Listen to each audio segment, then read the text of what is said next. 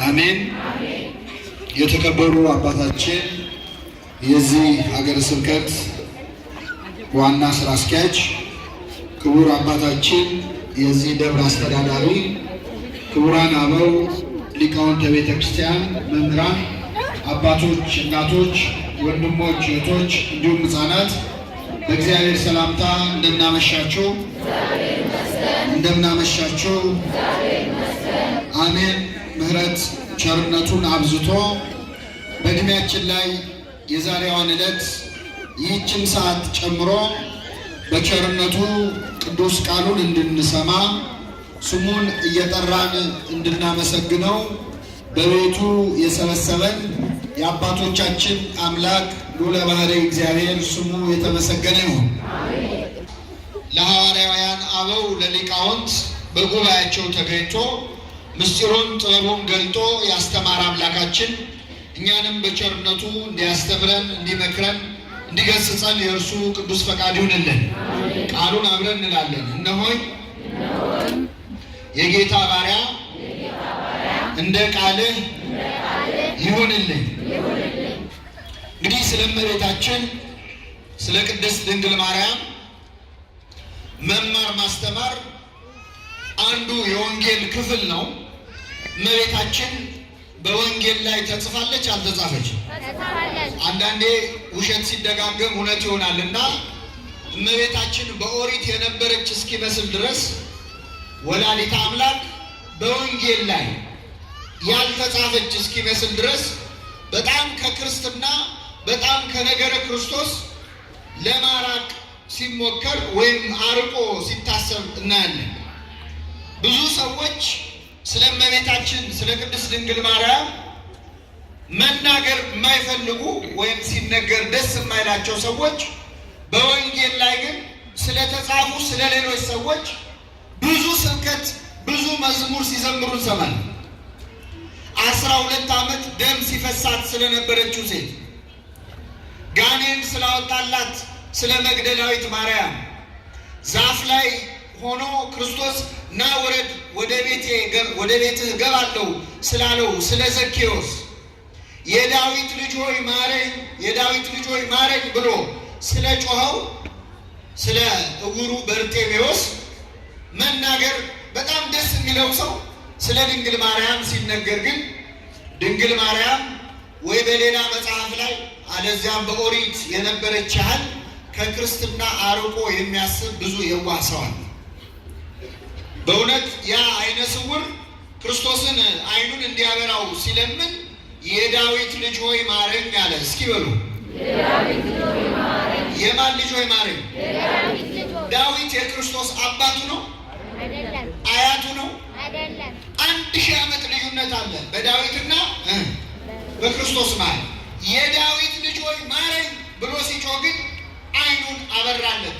የማርያም ልጅ ሆይ ማረን ብንለው አይናችንን ያበራል ያበራል? ከዳዊት ይልቅ ለክርስቶስ ማን ትቀርባለች? አዎ የማርያም ልጅ ሆይ ማረን የሚል መዝሙር ልንዘምር ይችላል። የዳዊት ልጅ ሆይ ማረኝ ማለት አይን የሚያበራ ከሆነ በእውነት የወላዲተ አምላክ የድንግል ማርያም ልጅነቱን መመስከር የሰውን የአይን ልቡና ሊያበራ ይችላል። ነገር ግን ስለ እመቤታችን ለምንድን ነው የምንማረው? እመቤታችን መኖሯ ለእኛ ምን ያህል አስፈላጊ ነው? በተለይ በነገረ ድህነት ክርስቶስ በደሙ በመስቀል ላይ ተሰቅሎ ስጋውን ቆርሶ ባዳንን የማዳን ስራ ላይ የእመቤታችን ድርሻዋ ምንድን ነው? በሰው ልጅ መውደቅና መነሳት ታሪክ ውስጥስ የድንግል ማርያም ነገር ምን ያህል ወሳኝ ነው? ይህንን በተመለከተ 3 ቁም ነገሮች እንማራለን። እግዚአብሔር አምላካችን በቸርነቱ እንዲያስተምረን እንዲመክረን ቅዱስ ፈቃድ ይሁንልን። እንግዲህ የመጀመሪያው ምዕመናን የሰው ልጅን መውደቅ ታሪክ ስታነቡ የምንሄደው ኦሪት ዘፍጥረት ላይ ነው። ኦሪት ዘፍጥረት በመጀመሪያ ሲጀምር እግዚአብሔር ሰማይንና ምድርን ምን አለ? ፈጠረ ብሎ ይጀምራል። ከዚያ እግዚአብሔር እንዴት በ6ቱ ቀናት ውስጥ ምን እንደፈጠረ እንዴት እንደፈጠረ ይናገራል። ያን ከተናገረ በኋላ በመጨረሻ ላይ እግዚአብሔር ፍጥረቱን ሁሉ ፈጥሮ ሲጨርስ የክብር እንግዳ አድርጎ ወደዚች ምድር ያመጣው የሰው ልጅ አዳምን ነው። አዳምን ከምድር አፈር አበጀው ይላል። ልብ አድርጉ። የሕይወት እስትንፋስ እፍ አለበት። ከዚያ ደግሞ ከአዳም ጎን ሔዋንን አንዲት አጥንት አንስቶ ከዚያች አጥንት አበጃጃት፣ ሔዋን አድርጎ አመጣት ወደ ምድር። የሔዋን ሁሉ እናት እንድትሆን ማለት ነው። የሰው ልጅ ታሪክ የሚጀምረው መጀመሪያ ሰማይና ምድር ተፈጠረ። ከዚያ በኋላ አዳምና ሔዋን ተፈጠሩ። ከኔ ጋር ናችሁ ምዕመናን? እግዚአብሔር ከሁላችን ጋር ይሁን።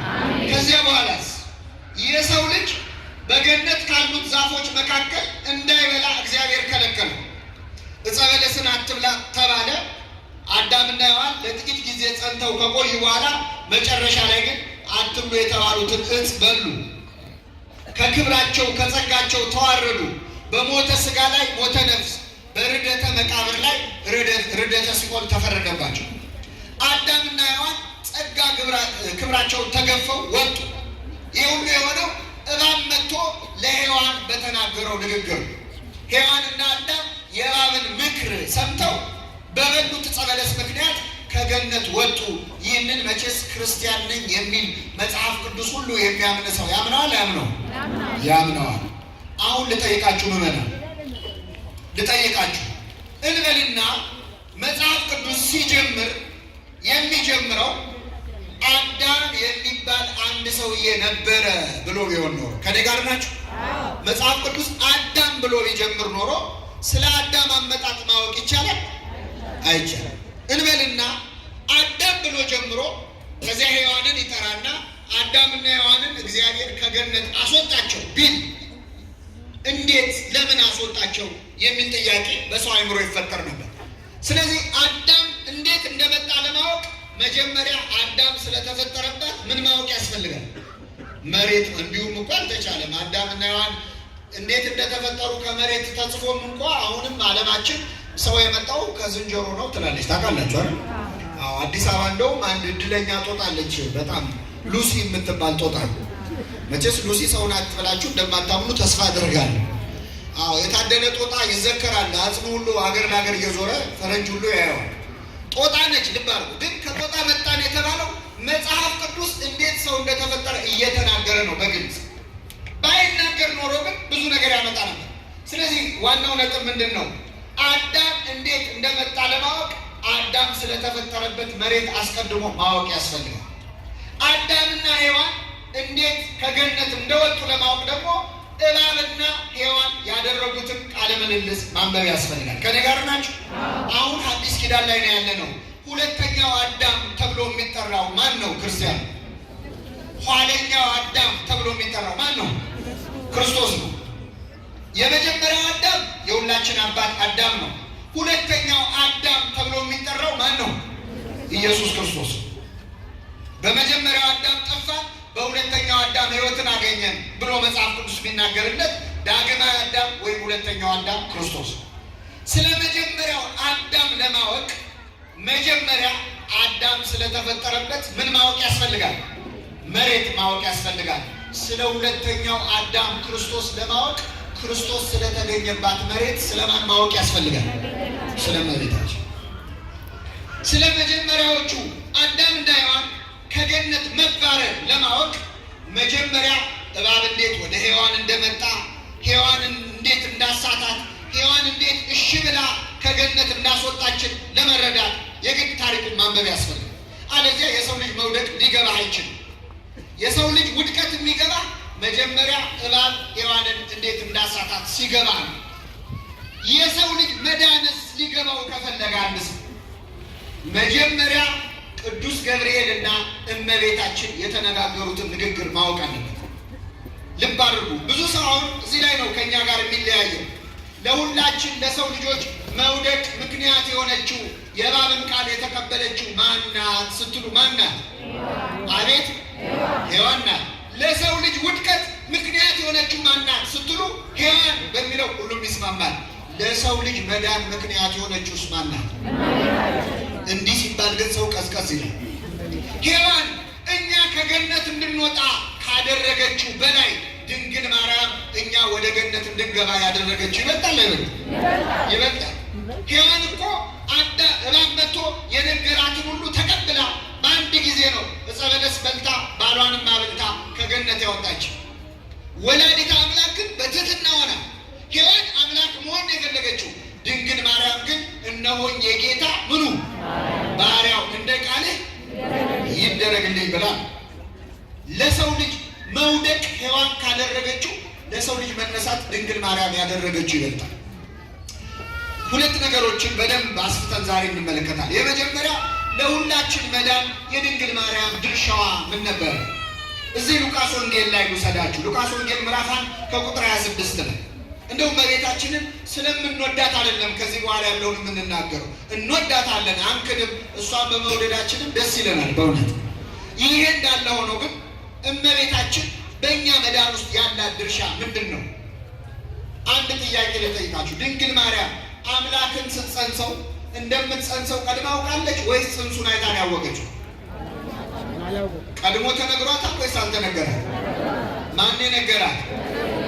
በስድስተኛው ወር መልአኩ ገብርኤል ናዝሬት ገሊላ ወደምትባል ከተማ ዮሴፍ ለሚባል ሰው ወደ ታጨች ወደ አንዲት ድንግል ከማን ዘንድ ተላከ? ከእግዚአብሔር ዘንድ ተላከ። የድንግሊቱም ስም ማርያም ነበረ ይላል። ማን ነበረ? ማርያም። ወንጌላውያኑ ከነቢያቱ ጋር ሲቀባበሉ ተመልከቱ። ነቢየ እግዚአብሔር ኢሳያስ እነሆ ድንግል ትጸንሳለች ወንድ ልጅም ብሎ ነበረ፣ ስሙንም አማኑኤል ትለዋለች ብሎ። እነሆ ድንግል ትጸንሳለች ያለውን ኢሳያስ ሉቃስ ተቀበለውና የድንግሊቱ ስም ማን ነበረ? ማርያም ነበረ።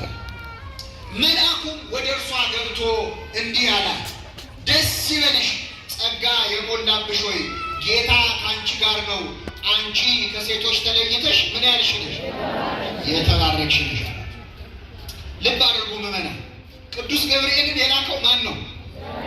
ከበላይ የተላከ ነው አይደል? ገብርኤል አነጋገሩ ግን ከበላይ እንደተላከ ነው። ከበላይ የሚላኩ ሰዎች እንዴት ነው የሚያወሩት? ከመንግስት የሚላኩ ከቤተ መንግስት ተልከው የሚመጡ ሰዎች እንዴት ነው አወራራቸው? አረ እንኳን ከቤተ መንግስት ከክፍለ ከተማ የሚመጡ ሰዎች እንዴት ነው የሚያወሩት?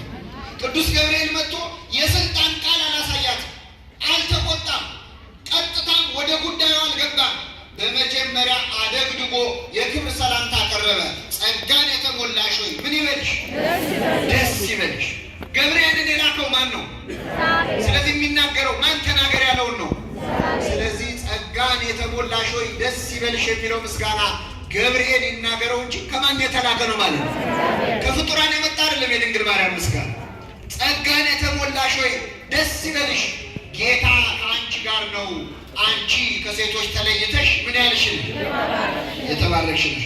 ሁሌ ስለለመድነው ይህ ቃል ጸሎት ስናደርግ አሁን ምን ብለን ነው የምንጸልየው? እመቤታችን ቅድስት ድንግል ማርያም ሆይ በመልአኩ በገብርኤል ሰላምታ ሰላም ልልሻል። በማን ሰላምታ? ሰምተዋለች እኮ ይህን ሰላምታ፣ አዲስ አይደለም ለሷ። አያቸው አባቶቻችን ሰላም ሊሏት ወደዱ ድንግል ማርያምን፣ ግን ሰላምታቸው አነሰባቸው፣ ቋንቋው ሳሳባቸው። ስለዚህ ድንግል ያሉ የእኛ ሰላምታ ይቅርብሽ፣ በመልአኩ በማን ሰላምታ? እግዚአብሔር ልኮት ሰላም ባለች ሰላምታ ሰላም እንልሻለን። እና ሁሌ ስለምንለው ቀላል እንዳይመስላችሁ። ጸጋን የተሞላሽ ሆይ ምን ይበልሽ? ደስ ይበልሽ። እመቤታችን ምን የተጸጋ ናት? ጸጋ ምን ያለች? መጽሐፍ ቅዱስ ስለ ጸጋ እኮ ብዙ ነገር ብሏል። ቅዱስ ጳውሎስ ምን ይላል? የጸጋ ስጦታ ልዩ ልዩ ነው፣ መንፈስ ቅዱስ ግን አንድ ነው ይላል። የየሰው ጸጋው የተለያየ ነው። ለአንዱ የመፈወስ ጸጋ ይሰጠዋል፣ ለአንዱ የመጸለይ ጸጋ ይሰጠዋል፣ ለአንዱ የማመስገን የመዘመር ጸጋ፣ የመቀደስ ማህሌት የመቆም ጸጋ ይሰጠዋል፣ ለአንዱ ደግሞ የመጻፍ የማንበብ የመተርጎም ጸጋ ይሰጠዋል። የየሰው ጸጋው ምን ያለ ነው? የተለያየ። ለአንዱ አግብቶ ወልዶ የመኖር ጸጋ ይሰጠዋል፣ ለአንዱ ደግሞ በድንግልና የመኖር ጸጋ ይሰጠዋል። ቅዱስ ጳውሎስ ሰዎች ሁሉ እንደኔ ሊሆኑ ወዳለው፣ ይህ ግን ለሁሉ አልተሰጠም ይላል። ጸጋ ነው ድንግልና። የእመቤታችን ጸጋዋ ምንድን ነው? መጸለይ ይሆን? ማመስገን ይሆን? መፈወስ ይሆን? መውለድ ይሆን? ድንግል መሆን ይሆን? ምንድን ነው ጸጋዋ? መጽሐፍ ቅዱስ ይሄ ነው ጸጋሽ አይልም። ጸጋን ምን ያልሽ ሆይ እግዚአብሔር ለፍጡራን ከሚሰጠው ጸጋ ከድንግል ማርያም ላይ ያጎደለባት አንድም ጸጋ የለም። የጸጋው ማከማቻ ግምጃ ቤቱ እሷ ስለሆነች ጸጋን ምን ያልሻል? የተሞላሽ ሆይ። የሚገርማችሁ በጸጋ እመቤታችን ከራሱ ከገብርኤልም ትበልጣለች። ቅዳሴያችንን ሰምታችኋል። ለሚካኤል ምሕረት ተሰጠው ይላል። ለሚካኤል ምን ተሰጠው? ለገብርኤልስ? ወብስራት ለገብርኤል። ለገብርኤል ምን ተሰጠው? ብስራት ተሰጠ። ለእመቤታችንስ ወሀብተ ሰማያት ለማርያም ድንግል የሰማይን ሀብት ሁሉ ለድንግል ማርያም ሰጣት ይላል። ክብር ምስጋና ይድረሳት እመቤታችን። ከሚሰጠው ለፍጡር ከሚሰጠው ጸጋ ከእሷ ላይ ያጎደለው የለም። ምን ያልሆነችው አለ? እናትም ነች ድንግልም ነች። ቅዱስ ኤፍሬም ሶርያዊ ጌታ ሆይ እናትህን ማን ብለን እንጥራት ይላል። እናት እንዳንላት ድንግል ሆና አየናት፣ ድንግል እንዳንላት ልጅ ታቅፋ አየናት። ጌታ ሆይ እናትህን ማን ብለን እንጥራት? እናትህን እንዲህ መጥራት ካስቸገረ አንተንማ በምን አንደበታችን እንጠራለን? ሁሉ የተሰጣና ጸጋን የተሞላሽ ሆይ ደስ ይበልሽ ጌታ ከአንቺ ጋር ነው አለ። ጌታ ከማን ጋር? ልብ አድርጉ። ገና እኮ አልጸነሰችው፣ ገና እኮ አልወለደችው። ሳትጸንሰው ሳትወልደው ጌታ ከአንቺ ጋር ነው አለ። እመቤታችን አምላክን በማህፀኗ ሳትጸንሰው በህሊናዋ በልቡናዋ ጸንሳው ነው የኖረችው። ከእሷ ተለይቶ አውቅ። ጌታ ከአንቺ ጋር ነው። አንቺ ከሴቶች ተለይተሽ ምን ያልሽ ነው? የተባረክሽ ነሽ። አንዳንድ ሰዎች ይህንን ምስጋና ለማቃለል የተባረክሽ ነሽ ማለት እኮ ይህን ያህል አይደንቅም፣ በመጽሐፍ ቅዱስ የተባረክሽ ነሽ ተብለው የተጠሩ ሌሎች ሴቶች አሉ ይላል። ልክ ናቸው። ሁለት ሴቶች በተለይ ተጠርተዋል። አንዷ መጽሐፈ መሳፍንት ላይ ኢያኤል የምትባል ሴት ናት። ይህች ሴት የእስራኤል ነቢያት ተሰባስበው ቅኔ የተቀኙላት ይላል። ከኔ ጋር ናቸው። ምን አሉላት? ምን አሏት? በእስራኤል ከሚኖሩ ሴቶች ሁሉ የተባረክሽኝ አሏት። ምን ያልሽኝ? አሁን የዚህ ሴት ምስጋና ከድንግል ማርያም ጋር አንድ ነው ነው እንግዲህ አንዳንድ ሰዎች የሚያነሱት። ግን ምን አድርጋ ነው ይቺ ሴት ካላችሁ፣ አንድ ጨካኝ ንጉሥ ተነስቶ እስራኤላውያንን ሲያንከራትታቸው ሲያሰቃያቸው ቆዩ እና በጦርነት ቢሉት ሊሰሩት አልቻሉት። በኋላ ይቺ ኢያኤል የተባለች ብላቴና ሴት ልጅ ድንግል ሴት እስራኤልማ ከሚሰቃይ በአንድ ሰው እኔ በሞትም ሞታለሁ ይህን ሰው እየገለዋለሁ አለችና ቀስ ብላ ሌላ ልብስ ለብሳ የሌላ ሀገር ሰው መስላ ጠላት መንደር ገባችና ይህ ንጉሥ የተኛበት ድንኳን ደረሰች። ስትደርስ ማንም የለም። የድንኳኑን መትከያ ካስማውን ብረቱን ነቀለችና መዶሻ አምጥታ ስትገባ ተኝቷል። በጆሮ ግንዱ አስገባችው። ብረቱን ማለት አስገብታ በመዶሻ ገደለችው። አንገቱን ቆርጣ አምጥታ አሳየቻቸው። ደስ አላቸው። በእስራኤል ከሚኖሩ ሴቶች ሁሉ የተባረክሽኝ ያሏት ይላል። ምን ያልሽ እንጂ አሁን እቺ ሴት ከእመቤታችን ጋር ትነጻጸራል? ምን አድርጋ ነው የተባረክሽኝ የተባለችው? በአንድ እጇ መዶሻ አይደለም፣ በአንድ እጇ ካስማ ይዛ ጆሮ ግንዱን ያለች ሴት ነው። እንዴት ከድንግል ማርያም ጋር? እመቤታችን እኮ በአንድ እጇ አቅፋ በሌላ እጇ እያጠባች እኮ ነው ያሳደገችው። ምሕረ በዘባንኪ ወምሕረ በገቦኪ ይላል። አንዴ በጀርባዋ አንዴ በጎኗ አምላክን ያዘለች ድንግል ማርያም መዶሻ ይዛ ሰው ከገደለች ሴት ጋር እንዴት ትመሳሰላል? በዚያ ላይ እኮ የተባረክሽ ነሽ አይደለም ያሏት። አንቺ በእስራኤል ከሚኖሩ ሴቶች ሁሉ የተባረክሽ ሁኚ። ገብርኤል መጥቶ ማርያም ወይ የተባረክሽ ሁኚ አላላትም። አንቺ ከሴቶች ተለይተሽ ምን ያልሽ ነው? ተባርካ ነው ያገኛት። ገብርኤል መጥቶ አልባረካት፣ ቡርክት ሆና ነው ያገኛት። ሌላ ሴት ደግሞ የተባረክሽ የተባለችው መጽሐፈ ምሳሌ ምዕራፍ 31 ላይ ይቺ ሴት ደግሞ መልካም ያደረጉ ብዙ ሴቶች አሉ፣ አንቺ ከነሱ ሁሉ ምን ትያለሽ? ትበልጫለሽ ይላል። እስኪ በሉ ከኔ ጋር መልካም ያደረጉ ብዙ ሴቶች አሉ፣ አንቺ ከሁሉ ምን ትያለሽ? ይሄም ለሌላ ሴት የቀረበው። ይሄም ግን ከእመቤታችን ምስጋና ጋር ይነጻጻል። ለምን ከፍ ብላችሁ ስታነቡት ስለ ትዳር ነው እያወራ ያለ። ስለ አንዲት ትዳሯን አክብራ ስለምትኖር ቤቷን በደንብ ስለምትመራ ሴት ይናገርና ባሏን ያመሰግናታል ይላል። ባሏን ምን ይላታል? ምን ብሎ? መልካም ያደረጉ ብዙ ሴቶች አሉ፣ አንቺ ከሁሉ ትበልጫለሽ። ማነው ከሁሉ ትበልጫለሽ የሚላል? ምክንያቱም ሚስት ለባሏ ከሁሉ ሴት ትበልጣለች አትበልጥም? ብትበልጥም ባትበልጥም ትበልጣለች አትበልጥም? በሰላም መኖር ከፈለገ ምን ትላለች? ታዲያ የዚህ ሴትዮ ምስጋና እንዴት ነው ከድንግል ማርያም ምስጋና ጋር የሚነጻጸር? ድንግል ማርያም እኮ ወንድ አይደለም ያመሰገናል፣ ሰማያዊ መልአክ እመላእክት ቀደምት ከዋነኞቹ አለቆች አንዱ ቅዱስ ገብርኤል ያ የባቢሎንን እሳት ያልፈራው እሳት ውስጥ ገብቶ የወጣው መልአክ ግርማው የሚያስፈራው መልአክ በ15 ዓመቷ ብላቴና በድንግል ማርያም ፊት አደግድጎ ቆሞ ሰላምታ አቀረበ። ጸጋን የተሞላሽ ሆይ ምን ይበልሻል? ደስ ይበልሻል። እመቤታችን ይህ ምስጋና ሲቀርብላት ምን አለች? እርሷም ባየችው ጊዜ ከንግግሩ የተነሳ በጣም ደነገጠች። ከምኑ የተነሳ? ከንግግሩ። በመሰረቱ መጽሐፍ ቅዱስ ላይ መላእክትን ያዩ ሰዎች ራሳቸውን ስተው ሲወድቁ ነው ያዩ። ትንቢተ ዳንኤል ምዕራፍ 10 ምዕራፍ 12 ላይ ይዩት። መልአኩ ገብርኤል ወደ ዳንኤል መጣ። ዳንኤልም መልአኩን ባየው ጊዜ ፈራው፣ ደነገጥኩ፣ ራሴን ስቼ ወደቅሁ፣ እንደሞተ ሰው ሆንኩ። እመቤታችን ገብርኤልን ስታይ ራሷን ስታ ወደቀች አይደል? ለምን? እመቤታችንን አቅፈው ደግፈው ያሳደጓት ቅዱሳን መላእክት ናቸው። አስተራያ መልአክ ዘይኮነ ከመ ቀዲሙ፣ እንደ ወትሮ ያልሆነ መልአክ ታያት ይላል። ለመላእክት አዲስ አይደለች፣ ግን ንግግሩ አስደነቃት። የቃሉን አነጋገር አይታ ደነገጠች። ይህ እንዴት ያለ ሰላምታ ነው ብላ አሰበች። ምን አለች? አይሰማም። አሰበች። ተናገረች አይደል? ምን አለች? አሰበች። አያችሁ፣ መጽሐፍ ቅዱስ ድንግል ማርያም ያደረገችው ብቻ ሳይሆን ያሰበችው ራሱ ተጽፏል። አንዳንድ ሰዎች ስለ ድንግል ማርያም እኮ መጽሐፍ ቅዱስ ላይ አልተጻፈም፣ እናንተ ናችሁ ብዙ የምታወሩት ይላል። በመሰረቱ አይን ላለው ሰው ተጽፏል። ማየት ለቻለ በዚያ ላይ እሷ ወንጌል ላይ አለች የለችም እንዴት ይባላል? ወንጌል እኮ ክርስቶስ ነው አይደለም? ወንጌል ማን ነው? ክርስቶስን የወለደች ማን ናት? ስለዚህ ወንጌልን ክርስቶስን ስትወልድ የወለደችው አብራ ማንን ነው? ወንጌልን እኮ የወንጌል እናት እኮ ነች። ትመስሊ ፊደለ ወትወልድ ወንጌል፣ ፊደል ትመስያለሽ ወንጌል ትወልጃለሽ ይላል። ለወንጌል መጻፍ ራሱ ምክንያት ናት እመቤታችን። ግን ይገርማችኋል፣ እኛ ኦርቶዶክሳውያን ስለ እመቤታችን መጽሐፍ ቅዱስ ላይ የተጻፈው አንድ አረፍተ ነገር ብቻ ቢሆን ኖሮ እሱም ክርስቶስን የወለደችው ድንግል ስሟ ማርያም ይባላል ብቻ የሚል ቢጻፍ እሷን ለማክበር ይበቃናል አይበቃም? ወለደችው ከማለት በላይ ምን የሚበልጥ ነገር ምንም የለም።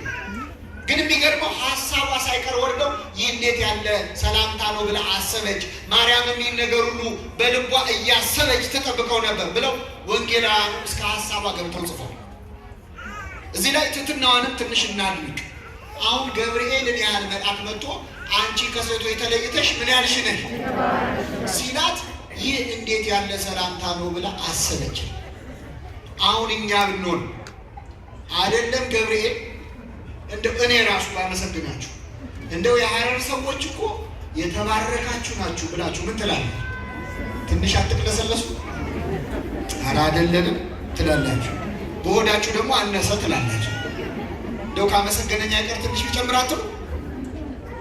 ብዙ እህቶቻችን በምስጋና አይደል ገደል የሚገቡት። አንቺ ከሴቶች ትበልጫለሽ የሚል ጎረምሳ አይደል እንደ ብዙ እህቶቻችን ጉድ የሰራው። እመቤታችንን እኮ ጎረምሳ አይደለም መጥቶ ጎልማሳ አይደለም ያረጋጋል። ድንግል ሆይ የሚያታልሉ ጎልማሶች ያረጋጉሽ አይደለሽም፣ ሊቃነ መላእክት አመሰገኑሽ እንጂ። በተራ ምስጋና የሚያታልል ወጣት አይደለም፣ የ15 ዓመት ልጅ ናት። ገብርኤል ነው መጥቶ ያመሰገናት። ሲያመሰግናት ግን ምን አለች? እንዲህ ያለውን የምስጋና እጅ መንሻ እንደምንቀበለው አለች። እመቤታችን መልአክ አመስግኗት። እኔ አንዳንድ ሰዎች አሉ እመቤታችን ታየች ብለው ኩፍስ የሚሉ በየሚዲያው አታያቸው? ጥላ ሲይዘው ቁጭ እመቤታችን እንኳን እኮ እንደዛ አልሆነችም። እግዚአብሔር ያሳያል። አናገረች። አንዳንድ ሰው በህልሙ እንኳን ድንግል ማርያም ታየች ብሎ እኮ እንዴት እንደሚሆን ቀይ ሴት ካየ ያው እሷ ነች ብሎ ማለት ቅዠትም ሊሆን ይችላል እኮ ገና አልተጣራም። ግን ኩፍስ ይላል። ድንግል ማርያም ግን ይህ እንዴት ያለ ሰላምታ ነው ብላ አሰበች። መልአኩም እንዲህ አላት፣ ማርያም ሆይ አትፍሪ፣ በእግዚአብሔር ፊት ሞገስን አግኝተሻልና አለ። በማን ፊት? በእውነት ይገርማቸዋል። በማን ፊት? ድንግል ማርያም ክብር ሞገስ። እሺ አመስግኗት። በእውነት ክብር ሞገስ ያገኘችው በማን ፊት ነው? በሰው ፊት አይደለም። አሁን አያችሁ ገብርኤል ሲያመሰግናት ሲከብዳት ስትፈራየ የኔ የመልአኩ ምስጋና ነው ወይ ያስፈራሽ? በእኔ ፊት አይደለም። በማን ፊት ክብር አግኝተሻል? ምን ይደንቃል የኔ የፍጡሩ ምስጋና፣ ፈጣሪ እኮ አክብሮሻል አላት። እመቤታችንን ክብርም ሞገስን የሰጣት እግዚአብሔር። ኦርቶዶክሶች እናንተ የድንግል ማርያምን ክብር ትንሽ አብዝታችሁታል ይላሉ። ክብሯን ያበዛው ማን ነው? እኛ ልንጨምረው እንችላለን እንጂ አትፍሪ፣ ሞገስ አግኝተሻል። ሞገስ አግኝተሻል ማለት በነገራችን ላይ ታማልጃለሽ ማለት ነው። ይገርማችኋል። እኔ አይደለሁም፣ መጽሐፍ ቅዱስ ነው የሚለው። ሂዱና አንብቡት። እግዚአብሔርም ይላል ለሙሴ፣ ስለ ሙሴ ሲናገር ሙሴ በእግዚአብሔር ፊት ሞገስ ያገኘ ሰው ነበረ። እግዚአብሔር እንዲህ ሲል ተናገረው ይላል፣ ሙሴ ሙሴ ሆይ በፊቴ ሞገስ ስላገኘ የለመንከውን ሁሉ አደርግልሃለሁ አለ ይላል። በፊቴ ምን ስላገኘ? ሞገስ ስላገኘ የለመንከውን አደርግልሃለሁ አለ። ሞገስ ማግኘት ማለት ባለሟልነት ማለት ተሰሚነት ማለት ነው። እና በእግዚአብሔር ፊት ሞገስ አግኝተሻል፣ አትፍሪ፣ እነሆ ትጸንሻለሽ፣ ወንድ ልጅም ስሙንም ኢየሱስ ትይዋለሽ። ማን ትይዋለሽ? ኢየሱስ። እኛ ኢየሱስ የሚለውን ስም የሰማነው ከመጋቢ ሐዲስ ከሊቀ መላእክት ከቅዱስ ገብርኤል። ለዓለም ኢየሱስ የሚለውን ስም ያመጣው ማን ነው? ገብርኤል። አንዳንድ ሰው የገብርኤል በዓል ስናከብር ኢየሱስን አታውቁትም የሚል ሰው አለ። ደግሞ ለገብርኤል ኢየሱስን ሊያስተዋውቁት ማለት ነው። ለዓለም ኢየሱስን ያመጣው ማን ነው? እንደውም አንድ ሰው ኢየሱስን ለማወቅ መጀመሪያ ገብርኤልን ማወቅ አለ፣ አለዚያ ቤት በኩል አልፋ አወቀውም ያሰኝ እና ስሙንም ኢየሱስ ትይዋለሽ፣ እርሱ ታላቅ ነው፣ የልዑል ልጅ ይባላል። ጌታ አምላክም የዳዊት የአባቱን ዙፋን ይሰጠዋል፣ በያዕቆብ ቤት ላይ ለዘላለሙ ምን ይላል? ለመንግስቱም ፍጻሜ ነው። አሁን ስሟት እስቲ እመቤታችን ልትናገር ነው። እስካሁን አልተናገረችም። ቅድም በልቧ እንዴት ያለ ሰላምታ ነው አለች። አሁን ግን ልትናገር ነው። ምን አለች? ወንድ ስለማላውቅ እንዴት ይሆናል አለች። ምን ስለማላውቅ? እመቤታችን ወንድ አይታ አታውቅም እንዴ? ቅዱስ ዮሴፍ ወንድ ነው ሴት ነው? ያሳደጓ ካህናት ወንዶች ናቸው ሴቶች ነው? ወንድ ስለማላውቅ ማለት ምን ማለት? እንደው ወንድ አይታ አታውቅም ነው አይደል? አግብቶ ወልዶ የመኖር ሐሳብ በድንግል ማርያም ልብ ውስጥ አልነበረም። እንኳን አንዳንድ ደፋር ሰው እንደሚለው ድንግል ማርያም እንደኔ አይነቱን ተራ ሰው ለመውለድ ብላ ድንግልናዋን ልታጣ ይቅርና የዘላለም ንጉሥ ትወልጃለሽ፣ የልዑል ልጅን ትወልጃለሽ ስትባል የድንግልናይስ ነገር ብላለች። አግብቶ ወልዶ የመኖር ሐሳብ የላት። ቢኖራል ኖሮ እስቲ ልጠይቃችሁ፣ ሃይማኖቱን ተውትና ልጠይቃችሁ። አሁን አንዲት ሴት የታጨች ሴት ልታገባ እጮኛ ያላት ሴት ወንድ ልጅ ትወልጃለሽ ብትባል ወንድ ስለማላውቅ እንዴት ይሆናል ትላለች? መልሱልኝ። የልጁ ስሙ ማን ነው ነው የምትለው አይደል? አመጋገቡ እንዴት ነው ነው የምትለው አይደል? የሶምሶን እናት እንዳለች አግብቶ ወልዶ የመኖር ሐሳብ በድንግል ማርያም ልብ ውስጥ አልነበረም። ለዚህ ነው ድንግል የምንላት እመቤታችን። የሚገርመው ደስ የሚል ነገር ልንገራት። ቅዱስ ገብርኤልን አስጨነቀችው። እንዴት እንዲያለ ዜና ኬታ መጣ? ማላይት የረከብኮ ዘከመዝ ብስራተ ዘእንበለ ዘር ምድር ትወተ ወዘእንበለ ምትም ድንግል ጽንሰተ። ቅዱስ ያዕቆብ ዘስሩ በእንተ ማርያም ወንዘ ማዘሮፍ ጋር የሚባለው መጽሐፉ ላይ ያብራራው። እንዴት ይህንን ቃል ኬታ መጣኸው?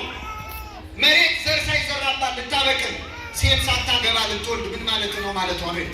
ጠየቀችው። አግብቶ ወልዶ የመኖር ሐሳብ አልነበራት። ደስ የሚል ነገር ልንገራችሁ። እግዚአብሔር ሐሳቡ ከእሷ መወለድ ነው። እሷ ሐሳቧ ድንግል ሆና መኖር ነው። ሁለቱንም ፈጸመው። እሱም ከእሷ ተወለደ፣ እሷም ለዘላለም ምን ሆና ኖረች? እግዚአብሔር ማድረግ ይችላል አይችልም? እናትም ድንግልም አደረጋት። እሱ አምላክም ሰውም ሆኖ የለ እናትም ድንግልም አደረጋት። እና ገብርኤል ጠየቀችው። ቅዱስ ገብርኤል ጨነቀው። ገብርኤል እኮ ጥያቄ ብዙ የማይወድ መልአክ እንደሆነ እዛው ሉቃስ ወንጌል ምዕራፍ 1 ላይ ታገኙታል። ቅዱስ ዘካርያስ ጋር ሄዶ ሚስቴ ኤልሳቤጥ ትወልድልሃለች አለው። ሲለው እንዴት ይሆናል አለ። እንዴት ይሆናል ሲለው ይሄ እስኪፈጸም ድረስ ምን ትሆናለህ? ዲዳ ትሆናለህ አለው። በጣም ይገርማቸው። ተአምር ነው የጠየቀው እኮ። እንዴት ሊፈጸም ይችላል? የተዘጋ ማህፀን እንዴት ይከፈታል ነው የዘካርያስ ጥያቄ። ገብርኤል ምን አለው? የተዘጋ ማህፀን እንዴት ይከፈታል አልክ? አንተ ሳራ በስተርጅና ወለደች ስትል ስታስተምር የኖርከው ካህን ይህንን አታውቅም? እንግዲያውስ አለ የተዘጋ ማህፀን እንዴት እንደሚከፈት እንዲገባ ልሳንን ዘጋውና ልሳን መልሶ ቆይቶ ምን ይላል? ይከፈታል። ማህፀን የሚዘጋ ልሳን ይዘጋል፣ ማህፀን የሚከፍት ልሳንን ይከፍታል። እመቤታችንን ግን ይህን ማድረግ ስልጣንም የለውም። ሁለተኛ ከእሷም በፊት ከእሷም በኋላ በድንግልና ጸንሳ የወለደች ሴት አለች? የለች። ስለዚህ ምን አለ? መንፈስ ቅዱስ ይጸልልሻል፣ የልዑል ኃይልም ያድርብሻል። መንፈስ ቅዱስ ብሎ መንፈስ ቅዱስን፣ ልዑል ብሎ አብን፣ ኃይል ብሎ ወልድን፣ የሥላሴ ሥራ በአንቺ ይሰራል። ከአንቺ የሚወለደው ቅዱሱ የእግዚአብሔር ልጅ ነው። እነሆ ዘመድሽ ኤልሳቤጥ ካረጀች በኋላ ጸንሳለች። መካን ትባል ለነበረችው ስንት ወር ሆኗታል? 6 ወር ሆኗታል። ይህም ማስረጃውን እሷ ከባሏን የጸነሰችው። መጨረሻ ገብርኤል ወዲያ ቢል ሲያቅተው ለእግዚአብሔር ምን የሚለው የለማል? አይሻልም? ከመጨነቅ ለእግዚአብሔር የሚሳነው የለማል። ልክ ይህንን ሲል እመቤታችን እነሆኝ የጌታ ባሪያ እንደ ቃልህ ይሁንልኛለች።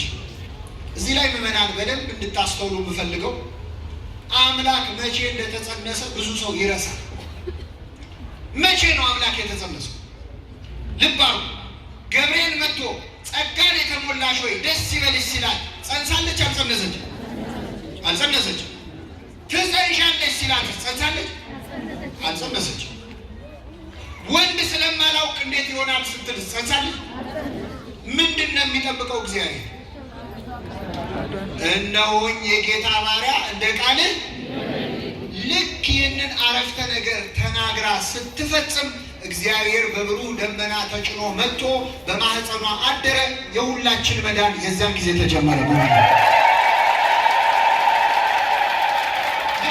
ድንግል ማርያም ይሁንልኝ ሳትል እግዚአብሔር የሰውን ነፃነት የሚነካ አምላክ አለ አይደለም። ለመጸነስና ለመወለድ በሽተኛውን ለመፈወስ እንኳን ልትድን ትወዳለህ ብሎ አስፈቅዶ ነው አይደል? ይሁንልኝ እንግዲህ ለሰው መዳን ዲቫይን ላቭ ወይም አምላካዊ ፍቅርና ሂውማን ዊል የሰው ፈቃድ ያስፈልጋል። የእግዚአብሔር ፈቃድ ፍቅር የተሟላ ነው። የሰው ፈቃድ ግን መሟላት ነበረበት። የሰውን ፈቃድ ይሁንልኝ ብላ አሟላችሁ ማናት? እመቤታ። እንደውም አንዱ ሊቅ ምን አለ መሰላችሁ? ሲኦል ውስጥ ያሉ ነፍሳት እዚያው ሲኦል ሆነው ገብርኤል ሲያበስራት ቢያዩ ኖሮ እሺ በይ እያሉ ይጮሁ ነበር። ልክ እሷ ይሁንልኝ ስትል ነው የእኛ ድህነት የተጀመረው። ምን አለ? እመቤት ሆይ። አንዱ ሊቅ ደግሞ ምን አለ? እመቤታችን ሆይ፣ አንቺ እመቤት ሆይ እባክሽ አትዘግይ፣ መልስ ስጪ፣ መዳናችንን እየጠበቅን ነውና ይላል። ልብ አድርጉ። እግዚአብሔር በደሙ ሊገዛን መልአኩን ልኮ እያናገረች ነውና እመቤት ሆይ ቶሎ መልስ ስጪ። እመቤታችን ይሁንልኝ ስትል ነው የእኛ ድነት የተጀመረው። ምናልባት ይህን ስል እንደው ለእሷ መብት የሰጠው እንዳይመስላችሁ ከሁለት ሰዎች ጋር ነጻጽሬ ከመጽሐፍ ቅዱስ ላሳያችሁ። ከኔ ጋር ናችሁ? እግዚአብሔር ከሁላችን ጋር ይሁን። አንደኛው ሙሴ ነው። እግዚአብሔር እስራኤልን ነጻ ሊያወጣ ወደደ። ተገለጠለት። ሙሴ ሙሴ ሆይ ያገለግለኝ ዘንድ ሕዝቤን ልቀቅ ብለህ ለፈርዖን ተናገር አለው እግዚአብሔር። ሲለው ሙሴ 3 ጥያቄ ጠየቀ። ምዕመናን ስንት ጥያቄ? አንደኛ ሄጄ ስነግራቸው ማን ነው ይሉኝ፣ ማን ልበላቸው? ስምህ ማን ነው አለ። እግዚአብሔር መለሰ፣ የአባቶቼ አብርሃም የይስሐቅ ያዕቆብ አምላክ እኔ ነኝ አለ። ተመለሰለት።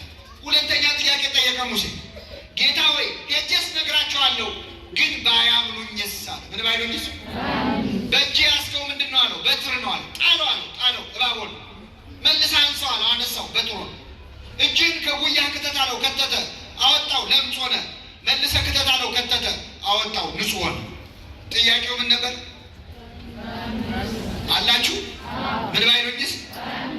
በትሩን የጣልከው አንተ ነህ፣ እባብ ያደረኩት እኔ ነኝ። እጅን የከተትከው አንተ ነህ፣ ከለምጽ ያነጻሁት እኔ ነኝ። ሄደህ ተናገር፣ የማሳምናቸው እኔ ነኝ። አንተ ምን ጨነቀ ማለት። ስንት ጥያቄ ተመለሰለት? ሙሴ 3ኛ ጥያቄ ጠየቀ። ጌታ ሆይ መሄዱን ይሄድ ነበረ፣ ችግር የለውም፣ ግን እኔ እኮ ኮልታፋ ነኝ፣ አንደበት የለኝም ማለት። እውነትም ሙሴ ኮልታፋ ነበር። ወንድምህን አሮንን አንደበት አድርጌ አብሬ እልክልሃለሁ። ስንት ጥያቄ መለሰለት? በአራተኛው ሙሴ ምን አለ? ጌታ ሆይ ሌላ ሰው ፈልጋለሁ። ስንት ጥያቄ ጠየቁ? ዛሬ የባሰ ልንገራችሁ። ጌዲዮን የሚባል መስፍን ደግሞ አለ። ጌዲዮንን ደግሞ ሊቀ መላእክት ቅዱስ ሚካኤል መጥቶ አናገረው። እግዚአብሔር ሕዝቤን ነፃ አውጣ ብሎ አንተን መርጦሃል አለ። ሲለው አንተ የእግዚአብሔር መልአክ መሆንህን በምን አውቃለሁ? ስለዚህ መልአክ መሆንህ እንዲታወቅ መስዋዕት አቀርባለሁ። እሳት ከሰማይ ወርዳ መስዋዕቱን ከበላችሁ ያኔ መልአክ መሆን ይታወቃል። ስለዚህ መስዋዕት እስካቀርብ ድረስ እዚህ ጋር እንዳትላወስ አለው ይላል። ማን ነው እንዲህ? ቅዱስ ሚካኤል ያዋረልሽ ብሎ ቆመለት። መስዋዕቱ ቀረበ። እሳት መጣና መስዋዕቱን በላው። በላውን በልሂድ ህዝቡን ነፃ አውጣ ብሎሃል አለ። አንተ መልአክ መሆንህን አውቄያለሁ። እግዚአብሔር በእኔ አድሮ ህዝቡን ነፃ እንደሚያወጣውስ በምን አውቃለሁ? ስለዚህ የበግ ቆዳ የበግ ጸምር መሬት ላይ አነጥፋለሁ። ሌላው ቦታ ደረቅ ሲሆን እዛ ላይ ይዝነብ፣ ሌላው ላይ ሲዘንብ እሱ ላይ ደረቅ ይሁን፣ ያን ያውቃለሁ አለ። ከደረገለት ይገርማቸው። እመቤታችን አምላክን በድንግልና ጸንሰሽ ትወልጃለሽ ስትባል እዚህ ጋር ዝናብ ይዝነብና እዚህ ጋር ደረቅ ይሁን ብላለች። እነሆኝ የጌታ ባሪያ እንደ ቃልህ ይደረግልኝ ብላ የሁላችንን መዳን አስጀምራለች እመቤታችን። ይህ ብቻ አይደለም ምዕመናን፣ እመቤታችን እድሜዋን ነው የሰጠችው። እነሆኝ የጌታ ባሪያ ማለት ራሷን ነው የሰጠችው። እግዚአብሔር አንድያ ልጁን እስኪሰጥ ድረስ ዓለሙን እንዲሁ ወዷል። እግዚአብሔር አንድያ ልጁን ለእኛ እንዲሰጥ ድንግል ማርያም ራሷን ለሱ ሰጥታለች። ቀድማ ይሁንልኝ ብላ እነሆኝ ብላ ልታዘዝ ብላ ሰውነቷን እድሜዋን ሰጥታለች። ከሁሉም በላይ 3 ዓመት ከመንፈቅ ክርስቶስን ይዛ ተሰዳለች። ይህ ነው እንግዲህ በእውነት ሰዎች ሊረዱት ያልቻሉት። እመቤታችን እሷ መንገድ ባለመደ በልጅነት ጉልበቷ ሕፃን ሆና ሕፃን ታቅፋ በግብፅ በረሃ 3 ዓመት ከመንፈቅ ተንከራታለች። ሂዱ ወደ ግብፅ ሲባል እንዴ አምላክ አይደል እንዴ የወለድኩት? ለዚህ ቀን ካልሆነ የእሱ አምላክነት ለመቼ ይሆናል? መብረቅ አውርደ ለምን አታጠፋቸውም አላለች። ግብፅ ሂዱ ሲባል እንዴ ሄሮድስ ያለው በገሊላ ነው፣ እሱን ለመሸሽ በይሁዳ ነው፣ እሱን ለመሸሽ ግብፅ ድረስ መሄድ ምን አስፈለገ? እዚሁ ሶርያንን አላለች። ዝም ብላ 3 ዓመት ከመንፈቅ አምላክን ታቅፋ ተሰዳ ልመና ሁሉ ወጣለች። የህይወት እንጀራን ታቅፋ እንጀራ ልመና ከሁሉም ምዕመና ድንግል ማርያም ክርስቶስ ሲሰቀል መስቀል ስር ነበረች። ይህን ነገር ነው ከሰዎች ጋር መግባባት ያልቻለው። አንዳንድ ሰዎች እሱ ተሰቀለ እንጂ እሷ ምን ሆነች ነው። እንደውም ተሐድሶ ብለው አንድ ሰሞን ራሳቸውን የሚጠሩ ሰዎች ነበሩ አይደል? እና መጽሔታቸው ላይ ስሙን አልናገርም፣ መጽሔቱ አንተን ብቆለጥጥ እናትን ያማታሉ የሚል ጽፈዋል። እሱ ነው እንጂ የሞተው እሷ ምን ሆነች? እስቲ ሃይማኖቱን አንድ የተዉትና አንድ ልጅ ሆዱን እንኳን ሲቆርጠው የሚጨንቃት ማናት? አንድ ልጅ 6666 ጊዜ ሲገረፍስ እናት ምን ይሰማል? ክርስቶስ እኮ የተገረፈው እኛ ደዌ በምናጫው ጅራፍ አለ። ቅዱስ አውሳብዮስ ዘቂሳርያ የቤተ ክርስቲያን ታሪክ ኢክሊዚያስቲካል ሂስትሪ የሚባል መጽሐፍ አለው። እዛ ላይ ሲናገር ሮማውያን የሚገርፉበት መግረፊያ እላዩ ላይ የሾለ አጥንት ያለበት ሚስማር ያለው ሰውነት ላይ ካረፈ በኋላ ሲነሳ ስጋ እየነጨ የሚነሳ በዚያ ሲገረፍ ድንግል ማርያም ቆማ አይታለች። ሰው ናት ይሉን የለ? አዎ ሰው ናት። እንደ ሰው ምን ይሰማታል? ሃይማኖቱን ተውት። እንደ እናት ልጇ አጥንቱ እስኪታይ ድረስ ሲገረፍ ምን ይሰማታል እናት? ቅዱስ ዮሐንስ ዘደማስቆ ድንግል ማርያም ይላል ስትወልድ አላማጠችም፣ ያለ ምጥ ነው የወለደችው። ስትወልድ ያላማጠችውን ምጥ ግን ዓርብ ዕለት አምጣዋለች። ተሰቃይታለች። በአንቺ በነፍስሽ ሰይፍ ያልፋል የተባለው እያንዳንዱ ክርስቶስ ሰውነት ላይ ያረፈው የጀርባው ቁስል የድንግል ማርያም የልቧ ቁስል ነበር። ቆማ አይታለች። ከዚህ በላይ ስቃይ በምድር ላይ እንደ ክርስቶስ የተሰቃየ ሰው የለም። በምድር ላይ እንደ ድንግል ማርያም ያዘነ ሰው ቆማ አይታ አንቺ ሴት አለ ክርስቶስ ስታለቅስ ማየትም በርግጥ ለሱ ስቃይ ነው። እንዴት ካላችሁ ክርስቶስ አልዓዛር የሞተ ጊዜ የአልዓዛር እህቶች ሲያለቅሱ አያለን። ሲያይ በመንፈሱ ታወቀ፣ አለቀሰ ይላል። ሲያለቅሱ አይቶ አለቀሰ። እንባ አይቶ አይችልም ለካ የኛ አምላክ። ሲያለቅሱ አይቶ አለቀሰ። ዓርብ ዕለት እናቱ ስታለቅስ ሲያይ ምን ይሰማው? ሌላው ስቃይ እኮ ነው። እና መስቀል ላይ ሆኖ ቁስል ላይ ሆኖ እንኳን አረሳት። አንቺ ሴት እነሆ ልጅሽ አንተ ሆይ እነኋት እናት። ያም ደቀ መዝሙር ወዲያው ወደ ቤት ወሰዳት። ድንግል ማርያም ይሁንልኝ ብላ ያስጀመረችውን የእኛን ድህነት መስቀል ስር ቆማ መከራውን እስከ ማየት ድረስ እስከ መሰቃየት ድረስ አስፈጽማለች። በእኛ መዳን ድርሻ አላት የላት? አላት። አይ እሱ ተሰቀለ እንጂ እሷ ምን ሆነች የሚሉ ሰዎች ይችን ሀሳብ ሊገርማችሁ መጽሐፍ ቅዱስ ላይ ሲናገር የሰማነው ሰይጣን። ይቅርታ አድርጉልኝ እኔ ለመሳደብ ብያለሁ። ኢዮብን ታስታውሳላችሁ? ኢዮብን ሰይጣን መከራ ወረደበት፣ ሀብት ንብረቱን ጨረሰበት። ኢዮብ ምን አለ? እግዚአብሔር ሰጠ። ብዙ ሺህ ሀብት እኮ ጠፍቶ አሁን እኛ ሞባይላችን ቢጠፋ እግዚአብሔር ሰጠ እግዚአብሔር ነሳ እንላለን። ምን ነው ምን አረኩ ነው ምንለዋል? ከዚያስ በአንድ ቀን 10 ልጆች ሞቱበት። ስንት ልጆች ሲሞቱበት እግዚአብሔር ሰጠ እግዚአብሔር ነሳ። እግዚአብሔር ደስ አለው። ባሪያዬን ኢዮብ አየኸው? ይህ ሁሉ መከራ ወርዶበት እንኳን አልሰደበኝም አለ። ልብ አድርጉ። ሰይጣን ምን አለ? ልጆቹ ሞቱ እንጂ እሱ ምን ሆነ አለ። በሰይጣን አስተሳሰብ ልጆች ምንም ቢሆኑ ወላጆች ምንም አይሰማቸው። ስለዚህ ድንግል ማርያም ልጇ ሞተ እንጂ እሷ ምን ሆነች የሚሉ ሰዎች እችን አይዲያ ከማን ያገኟት ይመስላቸዋል? ይቅርታ አድርጉልኝ እንግዲህ ሰይጣን ነው እንደዚህ ሲል ያገኘ። ስለዚህ እመቤታችን በእኛ መዳን ድርሻ አላት የላትም? ይህም በልቡናችን ይሳልብን። ወደ መጨረሻው ልምጣላችሁ። ድንግል ማርያም እጅግ በጣም እንደው እግዚአብሔርን የማረከ ቅድስና ንጽህና አላት። ቅድስና የሚያገኘችው አምላክን በመውለዱ አይደለም። አምላክን የወለደችው ቅድስት ሆና ስለተገኘች ነው። እግዚአብሔርን የሳበ የማረከ ንጽህና አላት። እኔ ትህትናዋን ብቻ ልንገራችሁ እናበቃለን። እመቤታችን እሷን የሚያህል ትሁት የለም በምድር ላይ። በጣም ትህት ነበረች። ትህትናዋን የምታዩት አምላክን ወልዳ። ልብ አድርጎ በመሰረቱ አምላክን መውለድ ቀላል ነገር አለ። አንዳንድ ሰዎች በቃ ወለደችው ምንድን ነው ይህን ያህል ይላል። እንደ አምላኩን ወልዶ የሚያውቅ ሰው ታውቃላችሁ? ካለ ያስተዋውቁንና እኛ ምን ተዋል። ከእሷም በፊት ከእሷም በኋላ ለማንም የማይሰጥ ክብር የተሰጣት። ሰው በቅድስና እንደ መላእክት መሆን ይችላል። በተጋድሎ እንደነ ቅዱስ ጊዮርጊስ ሰማዕት መሆን ይችላል።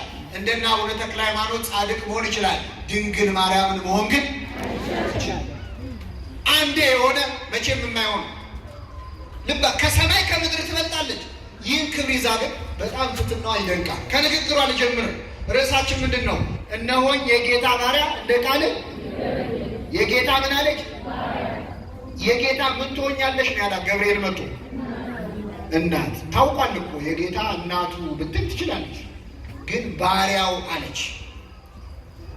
አንዴ እንዳይመስላችሁ ድጋሚ ስትጸልይ ምን አለች? ነፍሴ እግዚአብሔርን ታከብረዋለች፣ መንፈሴም በመድኃኒቴ በእግዚአብሔር። ከዚያስ የምኑም መዋረድ አያችሁ፣ የማያቋርጥ ትሕትና ማለት ነው። አምላክን በማኅፀኗ ይዛ አንቺ ነሽ የምትወልጂው እየተባለች ራሷን ባሪያ ብላ ጠራች። እንዛ አመቱ ሞረሲያ ይላል ቅዱስ ያሬድ። ባሪያው ስትሆን እግዚአብሔር እናቱ አደረጋት። እሷ እናቱ ስትሆን ራሷን ባሪያ ብላ ጠራች። አንዳንድ ሰዎች እኮ አሉ እኔ በዛ ዘመን ብኖር ኖሮ እኮ ክርስቶስን እኔም ልወልደው እችል ነበር ሚለዋል። እንግዲህ ትንሽ ሲቆዩ ሀሳዊ መሲህ ይመጣል። እንግዲህ ወይ እሱን ለመውለድ ያውቃቸው። እመቤታችን ግን አንቺ ነሽ እየተባለች ባሪያ ብላ ጠርታለች።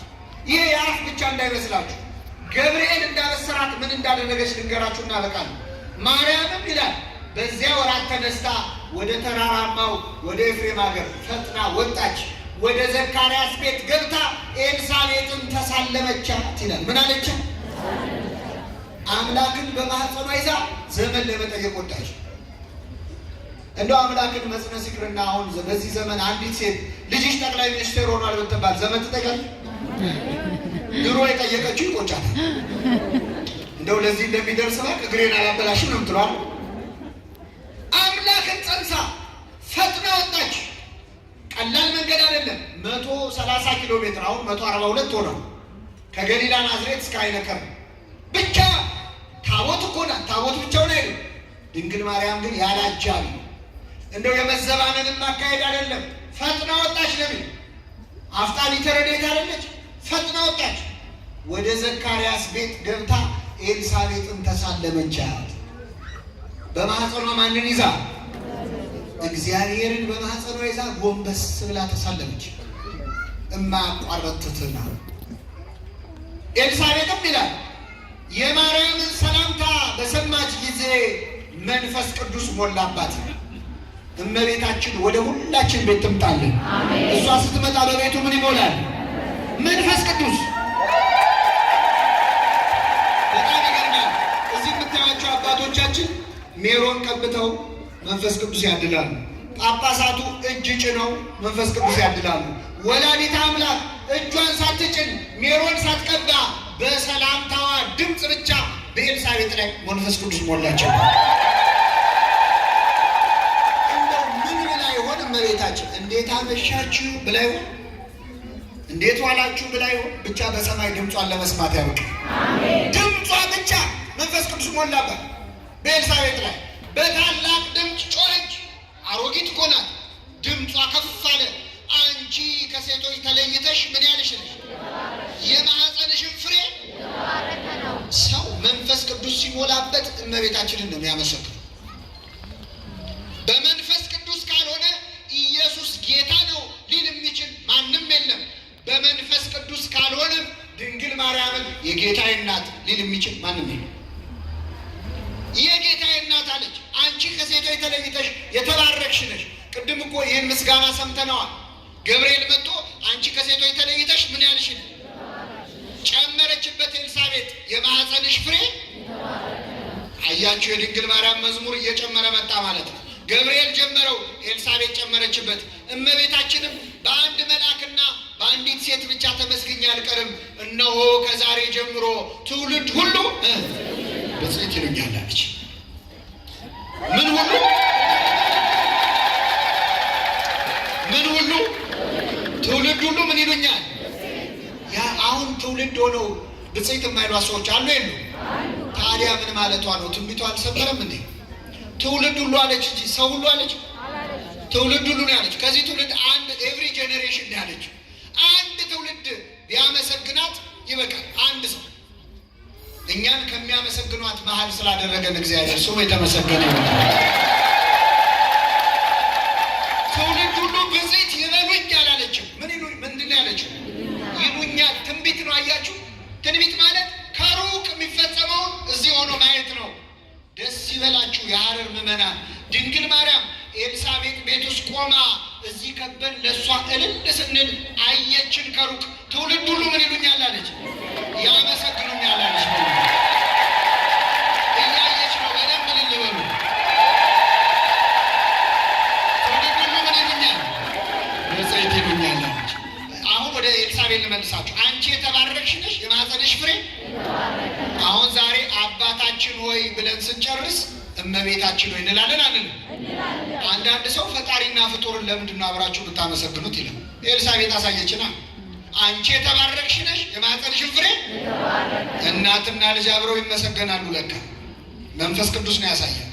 አንዳንድ ሰው እመቤታችን ሆይ ስንል እንዴ እመቤታችን ሆይ ለምን ትላላችሁ? ጌታ ያስተማረው እኮ አባታችን ሆይ ነው ይላል። ጥሩ ነው። ግን የሚገርመው ይህን ትችት የሚያቀርቡ ሰዎች አባታችን ሆይ ሲሉ ሰምተናቸው አናውቅም። እመቤታችን ሆይ የተውት ችግር የለው። ጸሎት ሲጀምሩ አባታችን ሆይ ብለው ነው የሚጀምሩት። ከሆነ ጥሩ ነው፣ ደስ ይበል። በእውነት እግዚአብሔር አባታችን ሆይ ለማለት ያብቃቸው። እሱን ይበሉና እኛ የቀረውን እንጨርሷለን። ችግር የለው። ልብ አድርጉ። እመቤታችን ሆይ የሚለው ግን የእኛ ሰላምታ አይደለም። ደራሲው ሰው አይደለም፣ ፍጡር አይደለም፣ ገብርኤል ነው። ገብርኤልን የላከው ማን ነው? በመልአኩ በገብርኤል ሰላምታ ኦልሬዲ የቀረበላት ሰላምታ አንተ አቀረብከው አላቀረብከው ማን አቅርቦላታል? ከእግዚአብሔር ተልኮ ገብርኤል አቅርቦታል። እንደው ቢያንስ ከገብርኤል ጋር አብረን ብታመሰግን እኮ ተብሎ ነው። መላእክት ቅዱስ ቅዱስ ቅዱስ ሲሉ ሰምተን ቅዱስ ቅዱስ እንለዋለን አይደል? ፈቃድ በሰማይ እንደሆነች እንዲሁም መላእክት ቅዱስ ስላሉ ቅዱስ የምንል ከሆነ ገብርኤል ደስ ይበልሽ ስላለ ደስ ይበልሽ እንላለን። አንዳንድ ሰው በጣም ነው ያሳዝነኛል። እመቤታችንን ደስ ይበልሽ ብለን ስንዘምር የሚናደዱ ሰዎች ጠላቴ ሆይ ደስ አይበል የሚል መዝሙር ግን ይዘምራል። ጠላቴ ማን ነው? ጠላት ማን ነው? ሰይጣን ደስ አይበል ከማለት ድንግል ማርያም ደስ ይበልሽ ማለት ይቻላል አይቻልም? ደስ ይበልሽ በሉ እስኪ። አንቺ የተባረክሽ ነሽ፣ የማኅፀንሽም ፍሬ የጌታዬ እናት አለች። የምን እናት? አያችሁ፣ ድንግል ማርያም ልክ ክርስቶስን ስትጸንስ ስሟ ተቀይሮ ማርያም አይባልም፣ ዝም ብሎ ያክስቷ ልጅ እኮ ነች። እንዴ ማርያም ደህና ነሽ? ምን ነው ከየት መጣሽ አላለች። የጌታዬ እናት ነው ያለችው። አምላክን ከወለደች በኋላ ስሟ ተቀይሯል። እመ አምላክ እመ ብርሃን ወላዲተ አምላክ ነው የምንላት።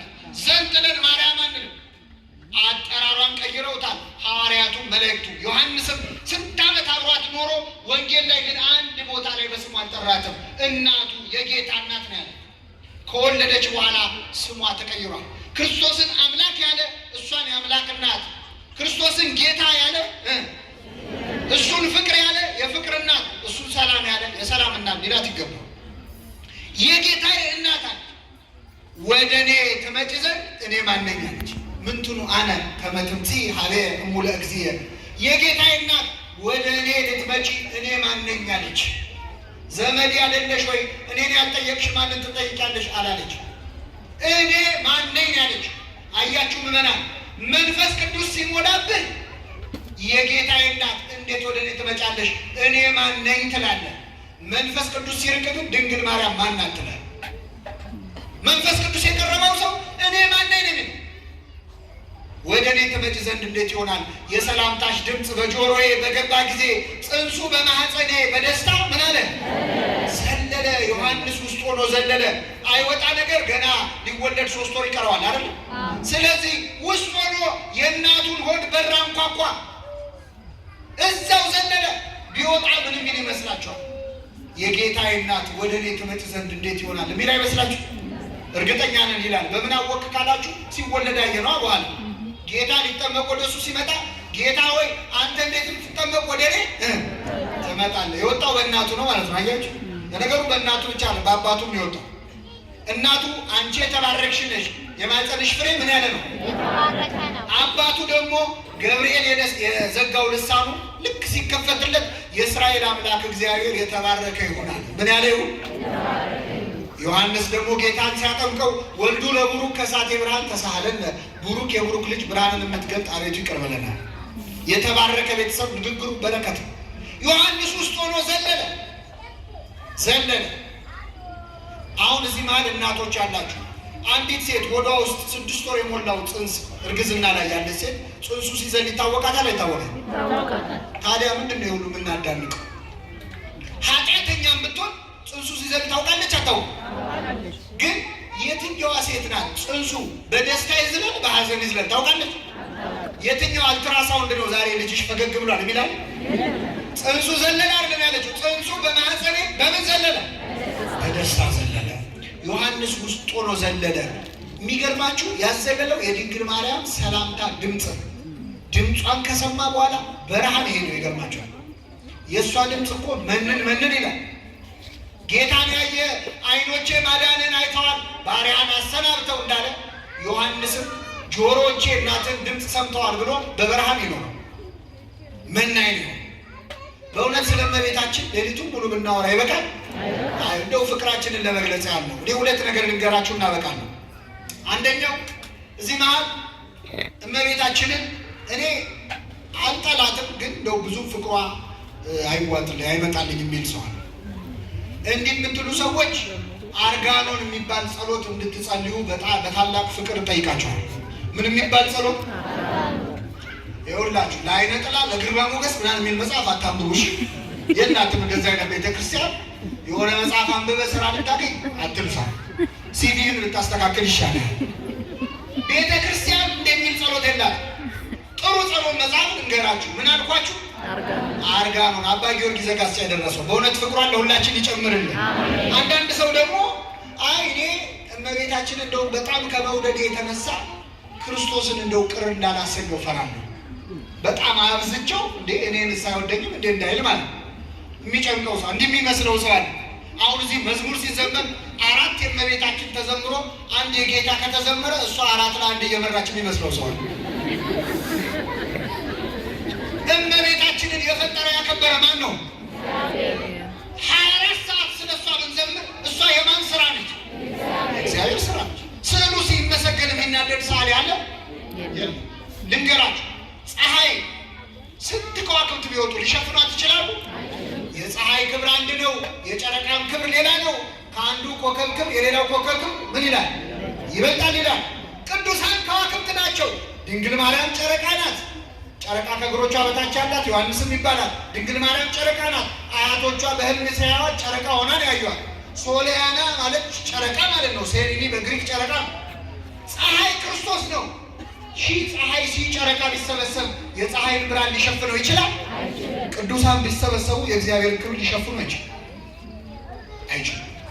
እና እንደው እመቤታችንን ማመስገን መውደዳችን እሱን ቅር እንዳያሰኘው የምትሉ ካላችሁ ክርስቶስን የፈለገ ብንወደው እመቤታችንን ይቅርታ የፈለገ ብንወዳት ልጇ ከወደዳት በላይ ልንወዳት እንችላለን?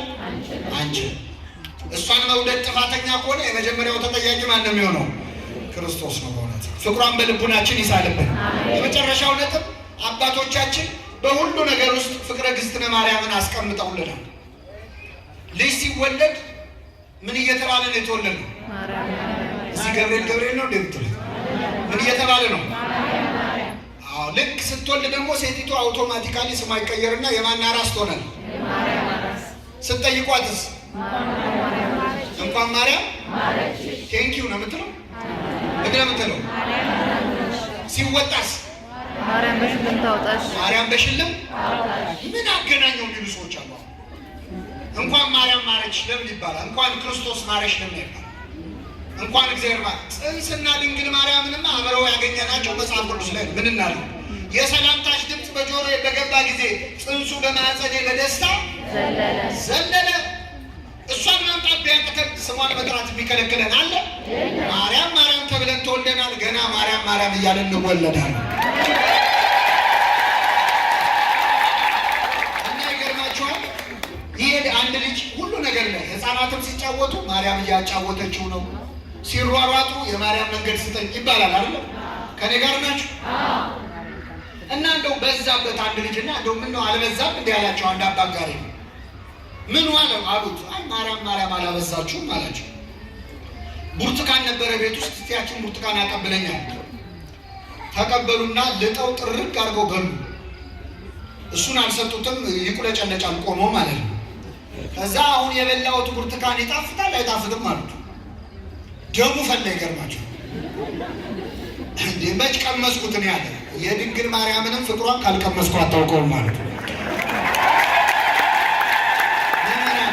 ጥቅሱ ሊጠፋን ይችላል። የእመቤታችን ውለታ ይረሳል?